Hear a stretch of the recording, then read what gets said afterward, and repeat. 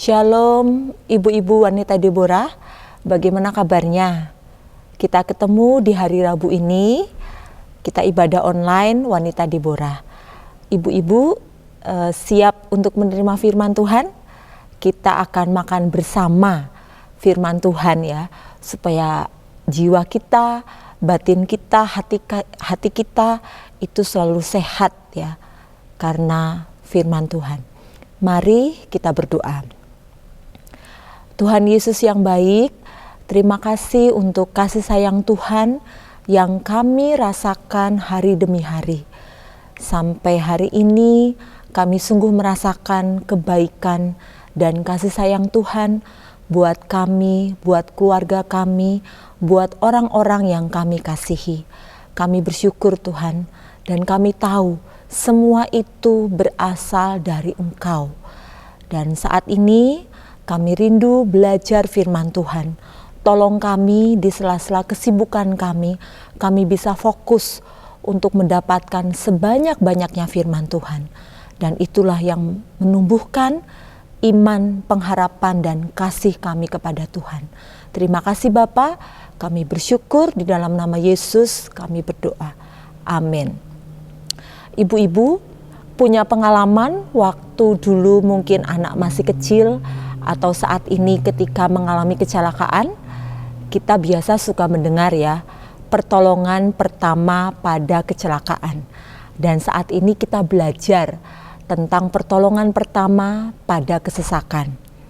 Saya teringat ibu-ibu waktu saya sekolah ataupun ibu-ibu sekolah, kita biasa mengikuti pramuka ya. Di situ kita belajar bagaimana pertolongan pertama itu sangat diperlukan. Karena pertolongan pertama itu akan menentukan langkah-langkah berikutnya. Saya ingat ibu-ibu ketika saya kena air panas, karena saya tahu pertolongan pertama bahwa kalau kena air panas, kena luka bakar, itu harus dialirkan air selama 20 menit. Dan itu saya lakukan, jadi kulit saya tidak bengkak gitu ya. Tapi kalau ibu-ibu tidak mengerti, dibiarkan saja atau mungkin langkahnya berbeda, itu pasti juga hasilnya akan berbeda. Nah, ibu-ibu, hari ini kita akan belajar pertolongan pertama pada kesesakan. Dan kita akan belajar dari sebuah bangsa yang melakukan kesalahan ketika langkah pertama dalam kesesakan mereka. Kita akan belajar dari Yesaya 31 ayat 1 sampai ke 3 ya. Yesaya 31 ayat 1 sampai ke 3. Saya bacakan ya ibu-ibu. Celakalah orang-orang yang pergi ke Mesir meminta pertolongan, yang mengandalkan kuda-kuda, yang percaya kepada keretanya yang begitu banyak, dan kepada pasukan berkuda yang begitu besar jumlahnya, tetapi tidak memandang Tuhan yang Maha Kudus, Allah Israel, dan tidak mencari Tuhan. Ayat yang kedua, akan tetapi Dia, Allah yang bijaksana, akan mendatangkan malapetaka dan tidak menarik firman-Nya. Ia akan bangkit melawan kaum penjahat dan melawan bala bantuan orang-orang lalim. Ayat ketiga, sebab orang Mesir adalah manusia, bukan Allah, dan kuda-kuda mereka adalah makhluk yang lemah, bukan roh yang berkuasa. Apabila Tuhan mengacungkan tangannya, tergelincirlah yang membantu dan jatuhlah yang dibantu, dan mereka sekalian habis binasa bersama-sama.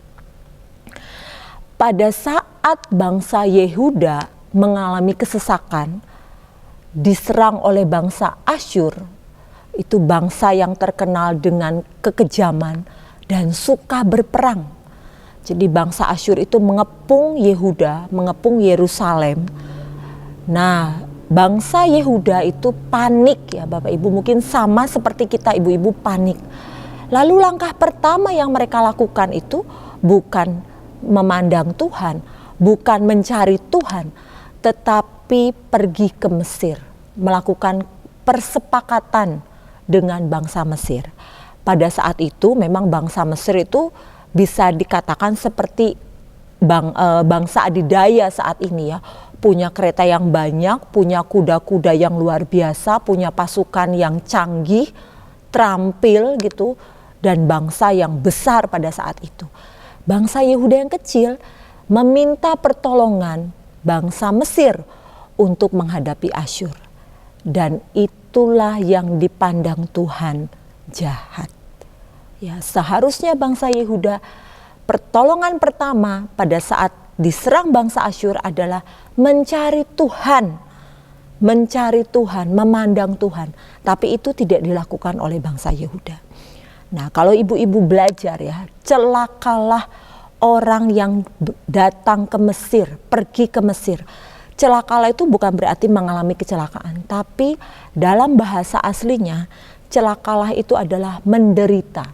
Jadi menderitalah kamu yang pergi ke Mesir, menderitalah kamu yang mengandalkan kuda-kuda, kereta kudanya yang banyak.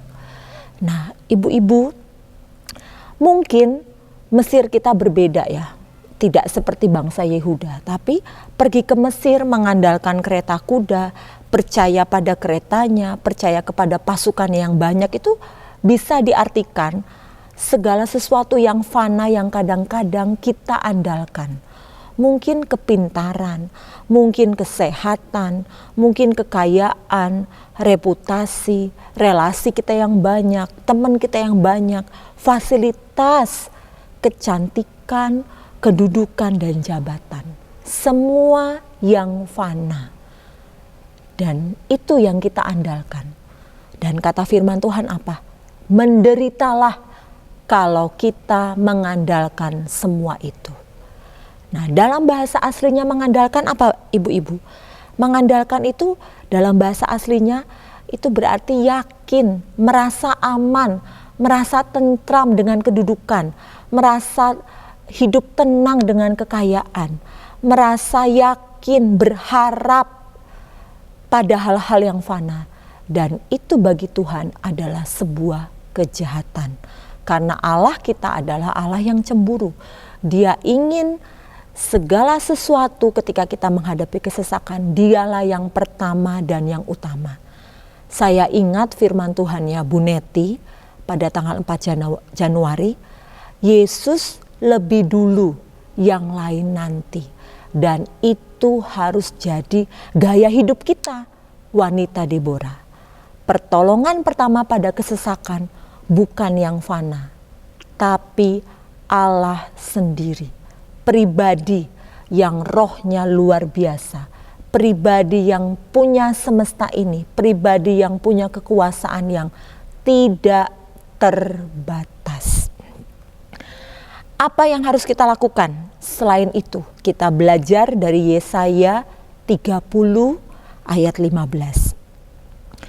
Tuhan yang Maha Tinggi, Allah Kudus Israel, berkata kepada umatnya, berkata kepada kita wanita Deborah, bertobatlah dan tetaplah tenang, maka kamu akan kuselamatkan. Percayalah kepadaku dengan hati yang tentram, maka kamu akan kukuatkan. Tetapi kamu tidak mau. Nah, ibu-ibu, firman Tuhan hari ini mengingatkan kembali, kita harus mau ketika menghadapi kesesakan, bertobatlah, koreksi diri. Kenapa ya? Ini ada masalah seperti ini ya. Apa yang harus kami perbaiki ya? Apa yang harus saya ubah ya? Kita refleksi. Tetap tenang. Tetap tenang tuh artinya kita enggak curcol ya. Curcol sekarang tuh kemana-mana gitu. Ke Facebook kemana kita keluh kesah.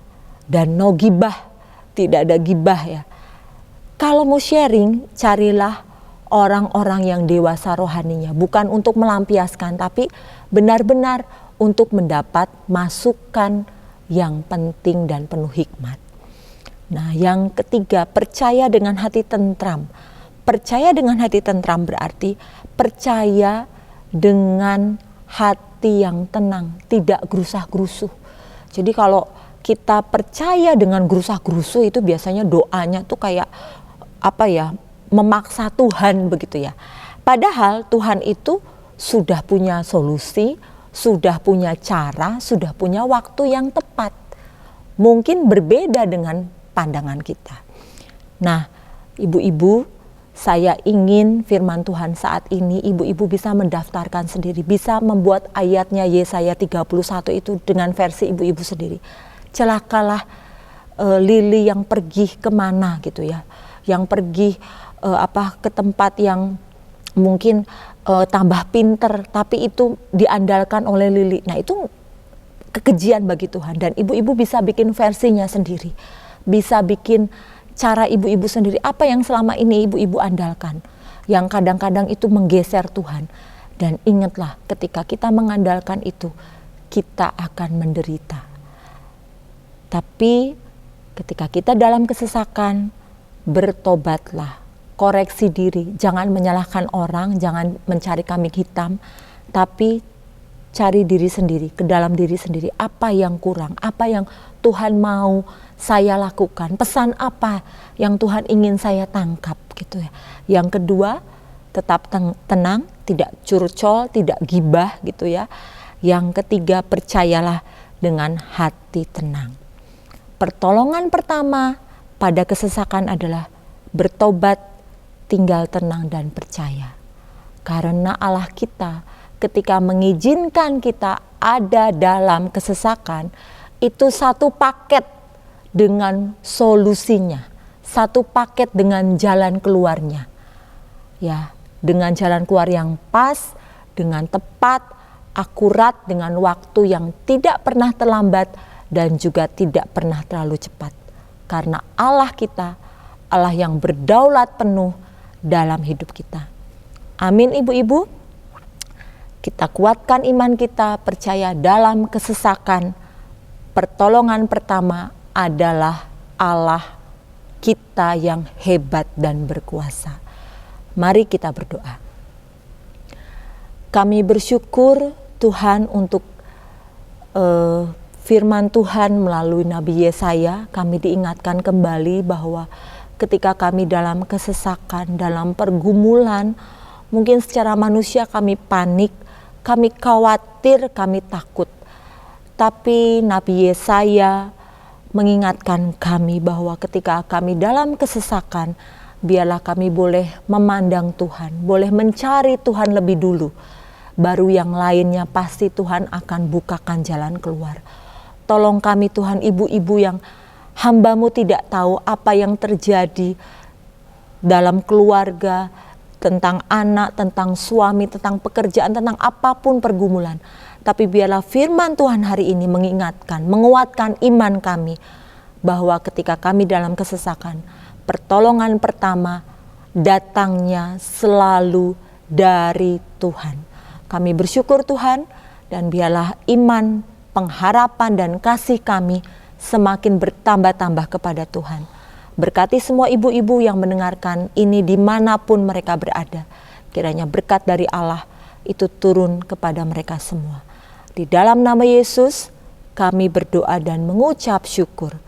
Haleluya. Amin.